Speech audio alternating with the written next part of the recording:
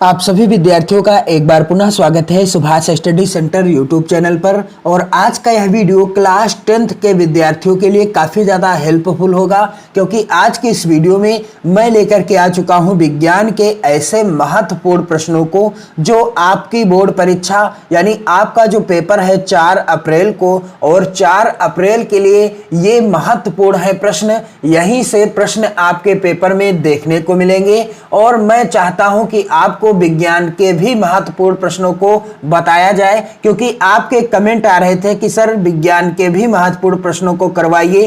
तो मैं आपको विज्ञान की बेहतर तैयारी तो नहीं करवा सकता, लेकिन इतना जरूर है कि विज्ञान के ऐसे ऐसे महत्वपूर्ण प्रश्नों को बताऊंगा जो आपको 4 अप्रैल के पेपर में देखने को मिल जाएंगे। तो चलिए बिना देरी किए हुए स्टार्ट करते हैं। यहाँ पर आप देख सकते हैं पहला प्रश्न है, और ये जितने भी प्रश्न हैं ये बोर्ड परीक्षाओं में पूछे गए हैं, इसलिए आपकी बोर्ड परीक्षा के लिए 100% इंपॉर्टेंट है, महत्वपूर्ण है। पहला प्रश्न है, जीवाश्म ऊर्जा का स्रोत क्या है? और मैं चाहता हूं कि आप प्रत्येक प्रश्न को साथ ही साथ याद भी करते रहें, क्योंकि समय कम है और आपको पढ़ना ज्यादा है। जीवाश्म ऊर्जा का स्रोत क्या है? पहला विकल्प है जल विद्युत, दूसरा है पवन ऊर्जा, तीसरा है पेट्रोलियम और चौथा है सौर ऊर्जा। तो जीवाश्म ऊर्जा का स्रोत क्या है? उत्तर क्या हो जाएगा? पेट्रोलियम हो जाएगा। जीवाश्म ऊर्जा का स्रोत क्या है? पेट्रोलियम है। अगला प्रश्न है यहाँ पर, ये सभी महत्वपूर्ण हैं प्रश्न। विद्युत मोटर में रूपांतरण होता है, किसका रूपांतरण होता है? पहला विकल्प है रासायनिक ऊर्जा का विद्युत ऊर्जा में, दूसरा विकल्प है विद्युत ऊर्जा का यांत्रिक ऊर्जा में, तीसरा विकल्प है विद्युत ऊर्जा का प्रकाश ऊर्जा में, और चौथा विकल्प है विद्युत ऊर्जा का रासायनिक ऊर्जा में। तो विद्युत जो मोटर होती है उसमें किसका रूपांतरण होता है? उत्तर क्या हो जाएगा इस प्रश्न का? विद्युत ऊर्जा का यांत्रिक ऊर्जा में। कौन सा विकल्प सही है? दूसरा ही विकल्प सही है। विद्युत ऊर्जा का यांत्रिक ऊर्जा में रूपांतरण होता है, किसमें? विद्युत मोटर में। अगला प्रश्न है बहुत ही महत्वपूर्ण, यहां पर आप देख सकते हैं, बिजली के बल्ब का, बिजली का जो बल्ब होता है उसमें जो तंतु लगा होता है जिसे फिलामेंट भी कहते हैं, वह किसका बना होता है? प्रश्न पूछ रहा है कि बिजली के बल्ब का तंतु यानी फिलामेंट बना होता है, किस चीज का बना होता है? तो यहां पर आप देख सकते हैं पहला विकल्प है नाइक्रोम का, दूसरा है स्टील का, तीसरा है विकल्प टिन का और चौथा विकल्प है टंगस्टन का। तो उत्तर क्या हो जाएगा कि बिजली के बल्ब का जो तंतु यानी फिलामेंट होता है वह किसका बना होता है? टंगस्टन का बना होता है। किसका? टंगस्टन का बना होता है। अगला महत्वपूर्ण प्रश्न कई बार बोर्ड परीक्षा में आ चुका है, निकट दृष्टि से पीड़ित व्यक्ति के लिए प्रयुक्त किया जाता है। निकट दृष्टि से पीड़ित व्यक्ति के लिए प्रयुक्त किया जाता है। क्या प्रयुक्त किया जाता है? यहां पर आप देख सकते हैं पहला विकल्प है उत्तल लेंस, दूसरा विकल्प है उत्तल दर्पण, तीसरा विकल्प है अवतल दर्पण और चौथा विकल्प है अवतल लेंस। तो उत्तर क्या हो जाएगा इस प्रश्न का कि निकट दृष्टि से पीड़ित व्यक्ति के लिए प्रयुक्त किया जाता है अवतल लेंस। राइट आंसर क्या है? निकट दृष्टि से पीड़ित व्यक्ति के लिए प्रयुक्त किया जाता है किसका? अवतल लेंस का प्रयोग किया जाता है। और ट्रिक क्या है इस प्रश्न को याद करने की? निकट आ, निकट आ आप याद कर सकते हैं, इस तरीके से आप लिख लीजिए निकट आ, यानी निकट दृष्टि से पीड़ित व्यक्ति के लिए किसका? अवतल लेंस का प्रयोग किया जाता है। अगला है प्रश्न, महत्वपूर्ण प्रश्न है, कई बार बोर्ड परीक्षा में भी आ चुका है, अंतरिक्ष यात्रियों को आकाश कैसे दिखाई देता है? या अंतरिक्ष यात्री को आकाश कैसा दिखाई देता है? पहला विकल्प है नीला, दूसरा विकल्प है काला, तीसरा विकल्प है बैंगनी और चौथा विकल्प है हरा। तो जो अंतरिक्ष यात्री होते हैं उन्हें आकाश का रंग कैसा दिखाई देता है? उत्तर हो जाएगा काला। कैसा दिखाई देता है? काला दिखाई देता है। और यहां से देखने पर हम सभी को आकाश का रंग काला नहीं दिखाई देता है।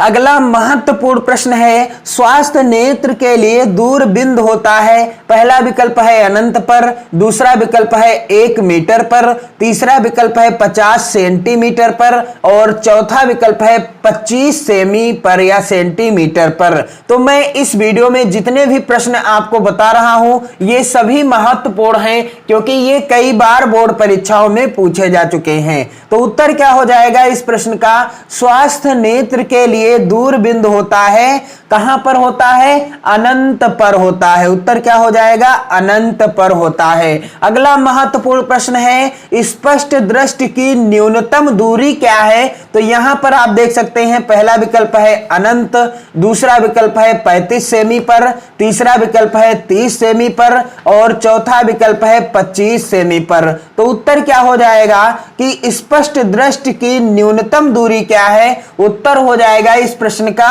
25 सेमी पर। क्या हो जाएगा उत्तर, 25 सेंटीमीटर पर स्पष्ट दृष्टि की न्यूनतम दूरी मानी जाती है, या स्पष्ट दृष्टि की न्यूनतम दूरी क्या होती है, 25 सेमी पर होती है, यानी 25 सेंटीमीटर होती है। अगला महत्वपूर्ण प्रश्न है, मनुष्य के स्वस्थ नेत्र में प्रतिबिंब बनता है। यहां पर पहला विकल्प है रेटिना पर, दूसरा विकल्प है रेटिना से आगे, तीसरा विकल्प है रेटिना के पीछे और चौथा विकल्प है अनंत पर। तो मनुष्य के स्वस्थ नेत्र में प्रतिबिंब बनता है, कहां पर बनता है, तो उत्तर हो जाएगा रेटिना पर बनता है। कहां पर, रेटिना पर बनता है। और यह प्रश्न बोर्ड परीक्षा में 2-3 बार पूछा जा चुका है। अगला है प्रश्न मोस्ट इंपॉर्टेंट, दूरदृष्टि दोष से पीड़ित व्यक्ति के लिए प्रयुक्त किया जाता है। जिस व्यक्ति को दूरदृष्टि दोष होता है उसके लिए क्या प्रयुक्त किया जाता है। यहां पर आप देख सकते हैं पहला विकल्प है उत्तल लेंस, दूसरा विकल्प है अवतल लेंस, तीसरा विकल्प है उत्तल दर्पण और चौथा विकल्प है अवतल दर्पण।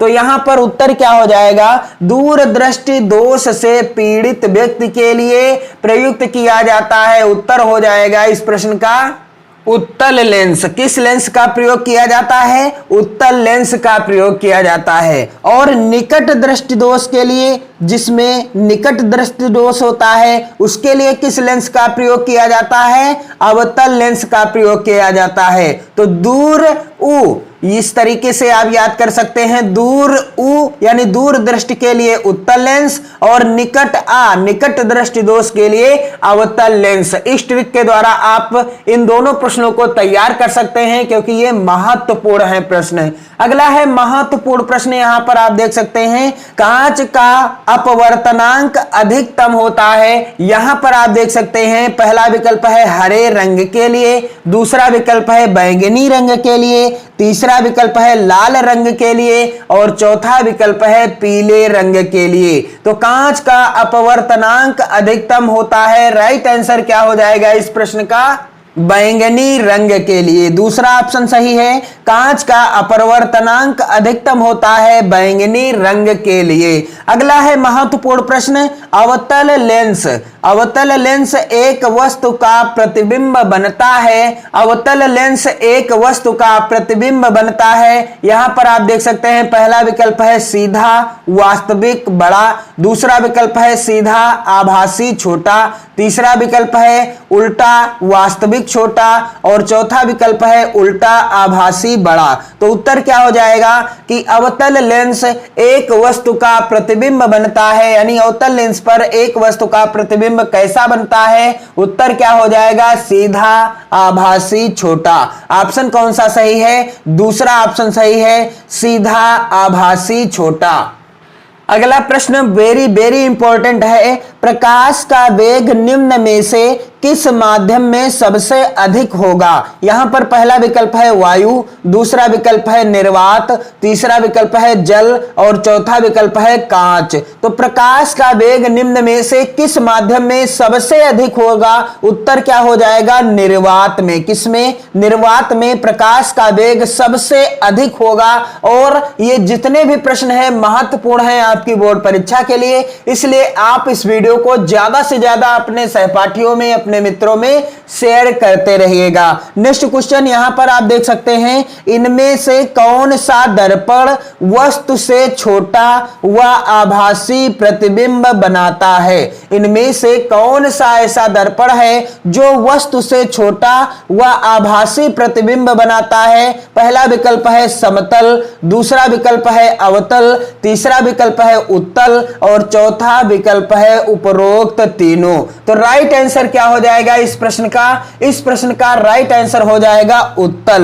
उत्तल दर्पण ऐसा दर्पण है जो वस्तु से छोटा व आभासी प्रतिबिंब बनाता है। और अगला है प्रश्न मोस्ट इंपॉर्टेंट, और इसके पहले मैं इस प्रश्न को बता भी चुका हूं। यहां पर आप देख सकते हैं प्रश्न पूछने का नजरिया थोड़ा सा बदल गया है, यानी तरीका बदल गया है।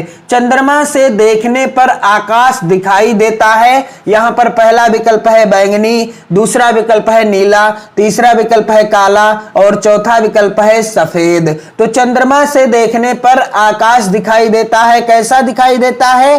काला दिखाई देता है, क्योंकि चंद्रमा अंतरिक्ष में होता है। और इससे पहले जो मैंने प्रश्न बताया था कि अंतरिक्ष यात्रियों को आकाश कैसा दिखाई देता है? काला दिखाई देता है। और चंद्रमा से भी देखने पर आकाश कैसा दिखाई देता है? काला ही दिखाई देता है। तो चाहे प्रश्न ये आ जाए चाहे वो आ जाए, उत्तर एक ही होगा, काला। यानी आकाश कैसा दिखाई देता है? काला दिखाई देता है। अगला है प्रश्न बहुत ही ज्यादा महत्वपूर्ण और कई बार बोर्ड परीक्षा में आ चुका है। शुद्ध जल का पीएच मान है। यहां पर पहला विकल्प है 0, दूसरा विकल्प है 1, तीसरा विकल्प है 7 और चौथा विकल्प है 14। तो यह प्रश्न मोस्ट इंपॉर्टेंट है, इसे आप जरूर तैयार कर लीजिएगा। शुद्ध जल का पीएच मान होता है, क्या होता है? 7 होता है। यहां पर आप देख सकते हैं राइट आंसर क्या हो जाएगा?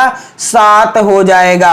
अगला है महत्वपूर्ण प्रश्न, निम्नलिखित में से कौन सी धातु साधारण ताप पर जल से अभिक्रिया करती है? निम्नलिखित में से कौन सी धातु साधारण ताप पर जल से अभिक्रिया करती है? पहला विकल्प है कॉपर, दूसरा विकल्प है लोहा, तीसरा विकल्प है जस्ता और चौथा विकल्प है सोडियम। उत्तर क्या हो जाएगा इस प्रश्न का? सोडियम। उत्तर क्या हो जाएगा? सोडियम, क्योंकि सोडियम धातु ऐसी धातु है जो साधारण ताप पर जल से अभिक्रिया करती है दिए गए विकल्पों में से। और अगला महत्वपूर्ण प्रश्न है, सल्फर डाइऑक्साइड का जलीय विलयन होता है, कैसा होता है? यहां पर आप देख सकते हैं विकल्प दिए गए हैं। पहला है अम्लीय, दूसरा है क्षारीय, तीसरा विकल्प है उदासीन और चौथा विकल्प है उभयधर्मी। तो उत्तर क्या हो जाएगा इस प्रश्न का?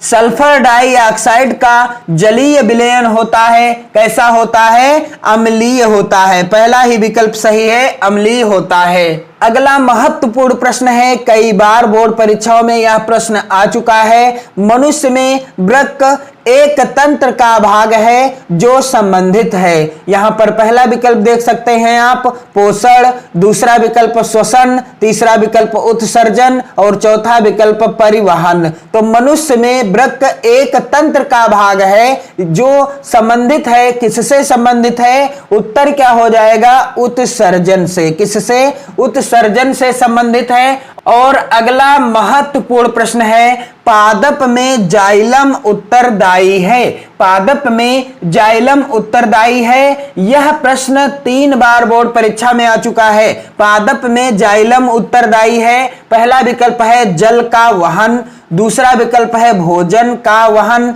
तीसरा विकल्प है अमीनो अम्ल का वहन और चौथा विकल्प है ऑक्सीजन का वहन। तो पादप में जाइलम उत्तरदायी होता है, किस लिए? जल का वहन। किस लिए? जल का वहन। आपको याद करने की ट्रिक मैं बता देता हूं। पादप में जाइलम उत्तरदायी है। जाइलम, जा से जाइलम और जा से जल। आप याद कर लीजिएगा, जा से जाइलम और जा से जल। अगला जो प्रश्न है, यह प्रश्न तो बोर्ड परीक्षा में कई बार पूछा जा चुका है। जल में घुलनशील होता है vitamin A, vitamin D, vitamin के, विटामिन सी।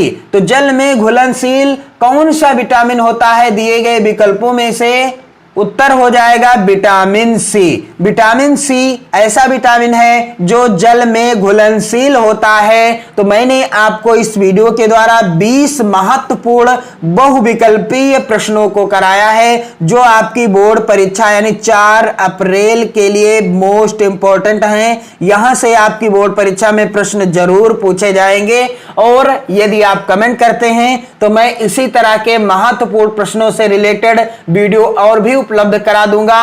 और आप चैनल के साथ जुड़िए, चैनल को सब्सक्राइब ना किया हो तो सब्सक्राइब कर लीजिए, वीडियो को अपने मित्रों में ज्यादा से ज्यादा शेयर करते रहिए। और आपका हिंदी विषय का पेपर तो बड़ा अच्छा गया होगा, मैं ऐसी उम्मीद करता हूं, आशा करता हूं और कामना करता हूं कि आप बड़े अच्छे नंबर से पास होंगे और अपने परिवारजनों का नाम भी रोशन करेंगे। पढ़ते रहिए, मस्त रहिए। जय हिंद।